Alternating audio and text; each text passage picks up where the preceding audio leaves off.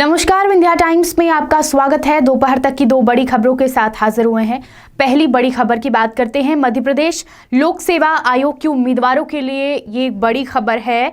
आयोग ने राज्य सेवा परीक्षा और अन्य भर्तियों में आवेदन करने के लिए EWS श्रेणी के उम्मीदवारों को आयु सीमा में 5 साल की छूट दे दी है। इसमें पहले सामान्य और अनारक्षित वर्ग के लिए आयु सीमा 40 वर्ष निर्धारित की गई थी, लेकिन अब 5 साल की छूट देने के बाद उम्मीदवारों को आवेदन में एक और मौका मिलेगा। अब EWS उम्मीदवार SC, ST, OBC की तरह ही 45 वर्ष की उम्र तक राज्य सरकार की नौकरियों में आवेदन करने के लिए पात्र होंगे। ये एक बड़ी खबर।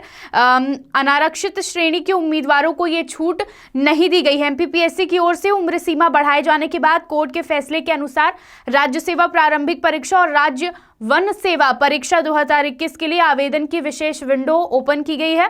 14 फरवरी से 24 फरवरी तक ये एक्टिव की जा रही है।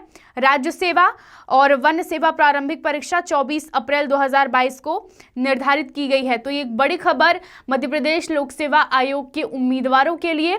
अब EWS श्रेणी में जो उम्मीदवार आते हैं उनको भी आयु सीमा में 5 साल की छूट दी जा रही है, यानी अब वो भी राज्य सरकार की नौकरियों के लिए 45 वर्ष की उम्र तक पात्र होंगे। बढ़ते हैं दोपहर तक की दूसरी खबर की ओर।